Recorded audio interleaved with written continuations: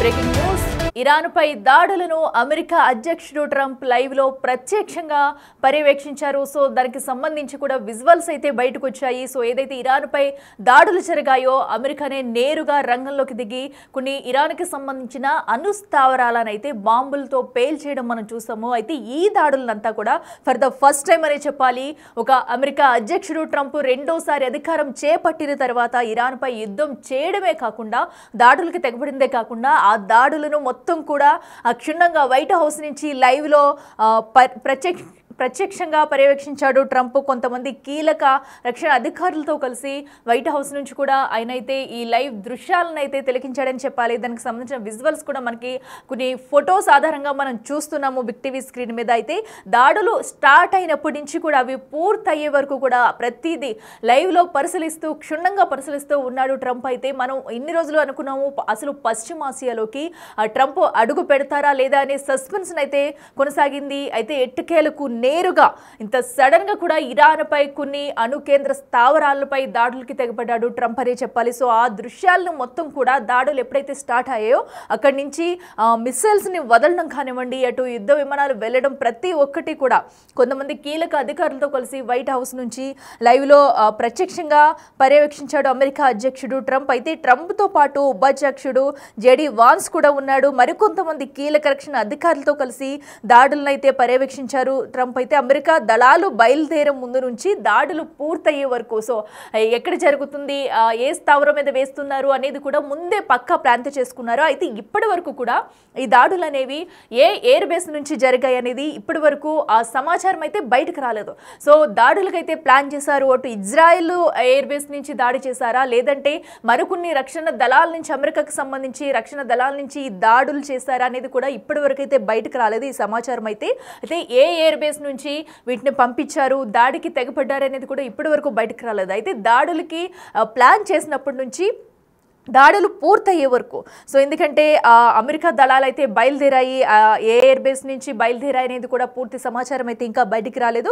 అవి స్టార్ట్ అయినప్పటి నుంచి కూడా అవి పేలిపోయే వరకు ఇరాన్పై అణుదాడి జరిగే వరకు అని కొన్ని 3 స్థావరాలనే టార్గెట్ చేసుకుని అణు కేంద్రాలను అయితే పేల్చేసింది. సో అవి పేలిపోయే వరకు కూడా వాటన్నింటిని ప్రతిదీ కూడా ట్రంప్ అయితే ఆయన వైట్ హౌస్లోని వార్ రూమ్ నుంచి ప్రత్యక్షంగా తిలకించారు. ఆ దృశ్యాలన్నీ కూడా ఇది ఫర్ ద ఫస్ట్ టైం అనే చెప్పాలి. ఎందుకంటే ఏ అధ్యక్షుడు కూడా సో ఇప్పటి వరకు ఇలాంటిది చేయలేదు. అమెరికా అధ్యక్షుడిగా రెండోసారి ట్రంప్ అధికారంలోకి వచ్చిన తర్వాత ప్రతి దాన్ని కూడా ఆయన అయితే ఒక ప్రెస్టిజియస్గా తీసుకున్నారనే చెప్పుకోవాలి. ఎందుకంటే సో ఏ దేశంలో కూడా తమకు కావాల్సింది రాబట్టే విధంగా కూడా ట్రంప్ అయితే ప్రస్తుతం ఇప్పుడు పాలన సాగిస్తున్నారు. ఈ నేపథ్యంలో ఇరాన్పై దాడులు సైతం చేశాడు ఇజ్రాయెల్తో కలిసి. ఇప్పుడు ఇజ్రాయెల్కి అమెరికా ఇంకా మరింత బలోపేతం చేస్తుందనే చెప్పుకోవాలి. ఇజ్రాయెల్కి మరింత బలం పుంజుకుందనే చెప్పుకోవాలి ట్రంప్ ఎంట్రీ ఇచ్చిన తర్వాత. సో ఇప్పటివరకు పశ్చిమాసియాలో అయితే ట్రంప్ అడుగు పెడతారనుకోలేదు. ఎందుకంటే కొన్ని సస్పెన్స్ మధ్య కూడా జరిగింది ఇదంతా. అలాంటిది ఎట్టుకెళ్ళకి ఒక్కటేసారి సడన్ గా పక్కా ప్లాన్ ప్రకారం ఇజ్రాయెల్తో కలిసి పక్కా ప్లాన్ ప్రకారమే ఈ దాడులు జరిగాయి. అయితే ఈ దాడులన్నింటినీ కూడా ఇప్పుడు అమెరికా అధ్యక్షుడు ట్రంప్ నేరుగా లైవ్ లో వీటిని వీక్షించడం అనేది మరో సంచలనం అనేది చెప్పాలి. సో ఇప్పటి వరకు కూడా ఈ దశలో ఎప్పుడు జరగని సిచ్యువేషన్, ఒక అణు కేంద్రాలపై దాడులు చేస్తూ సో అంటే వాళ్ళు ఎంత పకడ్బందీగా పక్కా ప్లాన్ వేస్తూ వీటి అణు కేంద్రాలని పేల్చేయాలి, ఇరాన్ పై దాడికి ముందు నుంచే ప్లాన్ చేసుకుని ఉన్నారనేది కూడా తెలుస్తుంది. అయితే ఈ తిలకించిన వారిలో అటు అమెరికా అధ్యక్షుడు ట్రంప్తో పాటు అలాగే విపి జేడీ వాన్స్ ఉన్నారు, అలాగే సెక్రటరీ డిఎఫ్ పెటే హైజెస్ట్ ఉన్నారు, అలాగే CJCS Dan Caine, DNI Tulsi Gabbard ఉన్నారు, సిఐఏ డైరెక్టర్ జాన్ రెడ్క్లిఫ్ ఉన్నారు, అలాగే ఇక national security adviser secretary of state Marco Rubio, chief of staff Susie Wiles, DCS Dan Scavino, అలాగే DCS James Blair కూడా ఉన్నారు. ఇక ప్రెస్ సెక్రటరీ కరోలైన్ లివిట్, ఇంకా ఎన్సిఎస్కే Andy Baker, VH general counsel David Warrington కూడా ఉన్నారు, అలాగే స్పెషల్ ఎన్వాయ్ స్టీవ్ విట్కోఫీ కూడా ఉన్నారు. అయితే వీళ్ళంతా కలిసి కీలక రక్షణ అధికారులతో అంతా కలిసి అటు వైట్ హౌస్లోని తన వార్ రూమ్ నుంచి కూడా మొత్తం దాడులను అయితే పర్యవేక్షిస్తూ ఉన్నారు ట్రంప్ అనే చెప్పాలి. సో దానికి సంబంధించిన ఫొటోస్ కొన్ని కీలకంగా కూడా బయటకు వచ్చాయి. సో ఇదైతే ఫర్ ద ఫస్ట్ టైం అనే చెప్పాలి. ఇప్పటి వరకు కూడా ఏ అధ్యక్షుడు ఇలాంటి ఘటన చోటు చేసుకోలేదు. అటు ఇరాన్కి సంబంధించి ఇది ఒక మరొక భారీ షాక్ అనే చెప్పాలి. ఏ అయితే అణు కేంద్రాలు ఉన్నాయో 3 అణు కేంద్రాలను కూడా మొత్తం పేల్చేసింది. పక్కా ప్లాన్ ప్రకారం అటు ఇజ్రాయెల్ సహాయంతో కూడా ఇదంతా జరిగినట్టుగా కూడా సమాచారం అందుతుంది. అయితే ఎయిర్ బేస్ ఎక్కడి నుంచి ఏ ఎయిర్ బేస్ నుంచి దాడులు జరిగాయన్నది ఇప్పటి వరకు ఎలాంటి అధికారిక ప్రకటన కూడా రాలేదు. దాడి అనంతరం కూడా ఇది సక్సెస్ఫుల్ అయిందంటూ ట్రంప్ ఒక ట్వీట్ చేయడం చూసాము. అనంతరం కూడా అటు మీడియాతో కూడా మాట్లాడారు. అటు వైట్ హౌస్లో కీలక వ్యాఖ్యలు చేశారు. సో ఎందుకంటే ఇరాన్ ఇప్పటికైనా షరతులకు ఒప్పుకుని తలగ్గోలంటూ అటు వార్నింగ్ కూడా ఇచ్చారు. ఇరాన్కి వార్నింగ్ ఇవ్వడమే కాదు, ఇప్పుడు మీరు కనుక షరతులకు ఒప్పుకుని ఒకటి నిర్ణయానికి రాకపోతే మరిన్ని దాడులు చేస్తాం, మా దగ్గర ఇంకా మరిన్ని ప్లాన్స్ ఉన్నాయి, ఒకవేళ ఆ ప్లాన్స్ కూడా అమలు చేస్తే ఇంకా ఇరాన్ మొత్తం నష్టపోవాల్సి వస్తుందంటూ ఇరాన్కి అయితే ఒక వార్నింగ్ ఇచ్చారు. అయితే మనం చూసుకోవచ్చు జరిగిందంతా కూడా, ఎందుకంటే ఇజ్రాయెల్కి సపోర్ట్ చేస్తూ ఇజ్రాయెల్ సహాయంతోనే ఈ అణుబాంబులు దాడి జరిగిందంటూ కూడా చెప్పుకొచ్చారు ట్రంప్. అండ్ అలాగే ఇప్పుడు ఆ దాడులన్నింటినీ కూడా లైవ్లో కూర్చుని ఏకంగా అమెరికా అధ్యక్షుడు ట్రంపే స్వయంగా వీక్షించడం అనేది మరో సంచలనం అని చెప్పాలి. సో దీన్ని బట్టే మనకు అర్థమవుతుంది ఇంకా ఎలాంటి ప్లాన్స్ చేశారు, ఒక ఇరాన్పై దాడి చేస్తే ఇంకా ఎలా ఉండబోతుంది అనేది కూడా మనం ముందే ఊహించవచ్చు. ఎందుకంటే ఇంతమంది కీలక రక్షణ అధికారులతో కలిసి ట్రంప్ ఈ లైవ్ విజువల్స్ అయితే వీక్షించడం అనేది ఒక సంచలనం అనే చెప్పాలి. అయితే ఒకసారి ట్రంప్ ఏం మాట్లాడారో ఒకసారి చూద్దాం. Thank you very much. A short time ago, the U.S. military carried out massive precision strikes on the 3 key nuclear facilities in the Iranian regime: Fordow, Natanz, and Esfahan. Everybody heard those names for years as they built this horribly destructive enterprise. Our objective was the destruction of Iran's nuclear enrichment capacity and a stop to the nuclear threat posed by the world's #1 state sponsor of terror. Tonight I can report to the world that the strikes were a spectacular military success. Iran's key nuclear enrichment facilities have been completely and totally obliterated. Iran, the bully of the Middle East, must now make peace.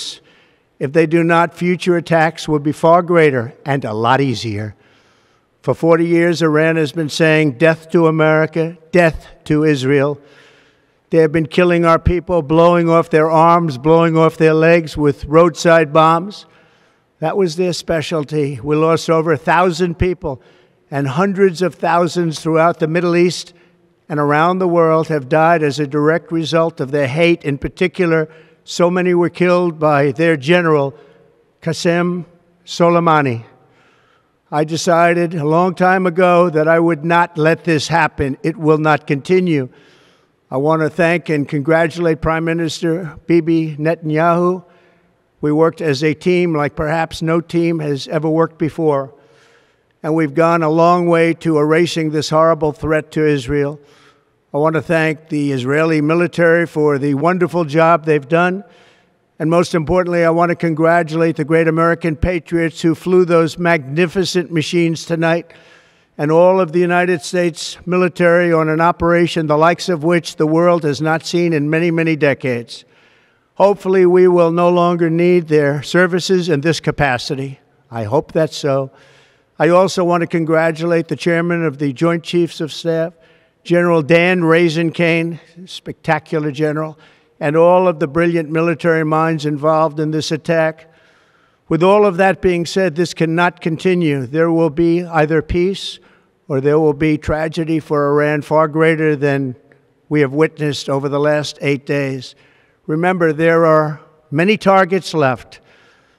Tonight's was the most difficult of them all, by far, and perhaps the most lethal.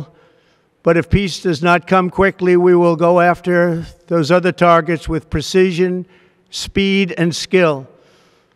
Most of them can be taken out in a matter of minutes. There's no military in the world that could have done what we did tonight, not even close. There has never been a military that could do what took place just a little while ago.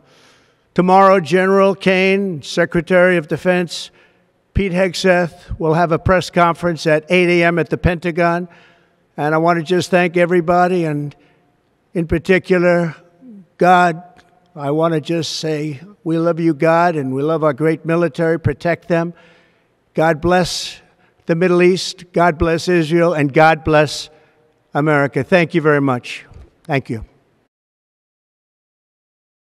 Yes ఇక్కడ చూసాం కదా ప్రస్తుతం అయితే Trump చేసిన వ్యాఖ్యల్ని కూడా ప్రస్తుతం అయితే ఇరాన్కి ఒక వార్నింగ్ కూడా ఇస్తున్నారు ఆయన ఎందుకంటే షరతులు ఒప్పుకుని తాము దిగిరావాలంటూ కూడా ఒక వార్నింగ్ ఇచ్చారు లేదంటే దాడులు మరింత తీవ్రతరం అయ్యే అవకాశం ఉందంటూ ఇరాన్ అయితే హెచ్చరిస్తున్నారు మరో పక్కన ఇప్పుడు జరిగిన దాడిని మొత్తం కూడా ట్రంప్ అయితే లైవ్లో వీక్షించడం మరో చర్చనీయాంశంగా మారింది అయితే ఇంకా మరికొన్ని దాడులకు అటు అమెరికా సిద్ధమై ఉందనేది కూడా మనకి క్లియర్ కట్గా అర్థమవుతుంది సో ఎందుకంటే ఇప్పటికే అటు ఇరాన్ని ధ్వంసం చేసేందుకైతే అటు ఇజ్రాయెల్తో చేతులు కలిపి రెండు దేశాలు కూడా అటు ఇరాన్పై దాడికైతే దిగుతున్నాయి మరి ఈ నేపథ్యంలో ఇరాన్కి అటు మిత్ర దేశాలైన అటు రష్యా కానీ చైనా కానీ మద్దతు ఇస్తాయా లేదా అప్పుడు ఇరాన్ ఎలాంటి నిర్ణయాలు తీసుకునే అవకాశం ఉంది మిత్ర దేశాలు ఎలాంటి సాయం అందిస్తుంది అనేది కూడా చూడాలి